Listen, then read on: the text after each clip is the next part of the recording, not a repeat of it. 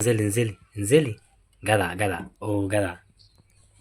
دي اسمها رشيق كده دلوقتي انت جايب قطة جديدة، هنلعب بقى ونخرب الدنيا بقى، وجايب لها دراي فود. فجأة أول ما تفتح الكرتونة تلاقيها طلعت استخبت في أي حتة.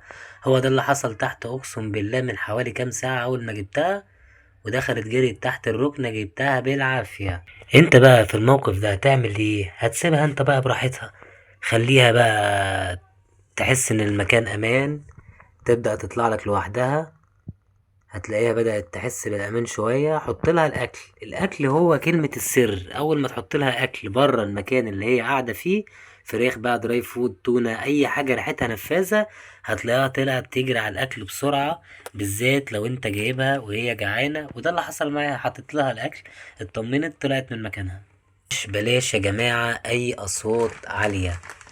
اي صوت عالي جنب القطة هيخليها تخاف جدا من المكان، وهيخليها تخاف جدا من البيت. ولو انت عندك كلب او قطة بلاش تقربوا منها في ساعتها. هات حاجة منها وحاجة منه وخليهم يشموا بعض، او تخليهم يتعرفوا من ورا باب مثلا،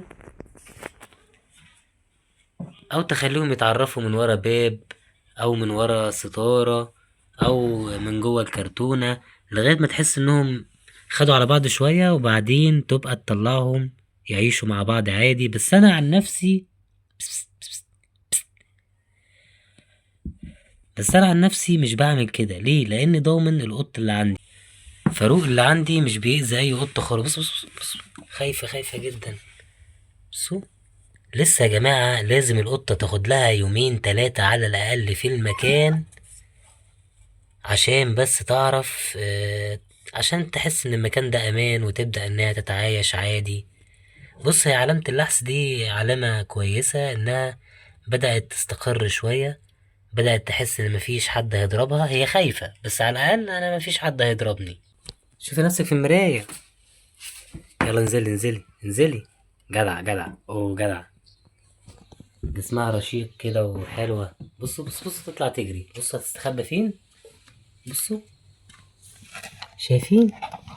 اهو بصوا كده، لو انا جاي من بره مفيش قط، مش هتعرف هي فين اصلا.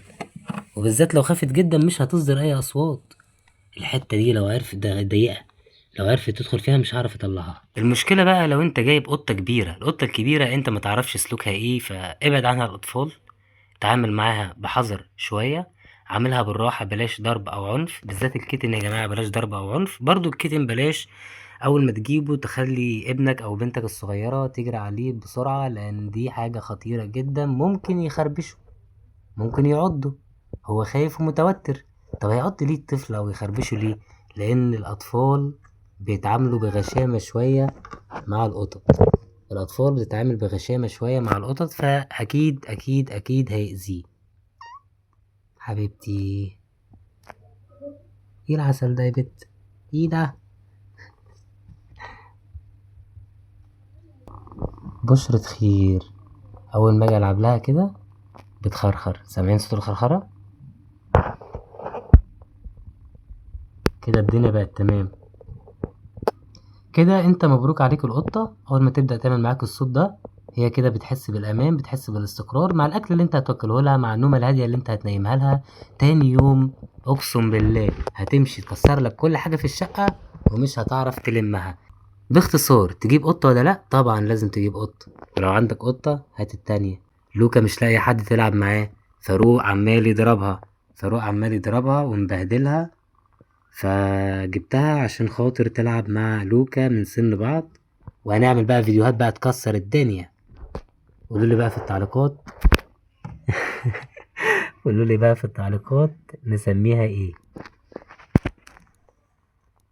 يا سلام على الحلاوة والجمال والقمر ده.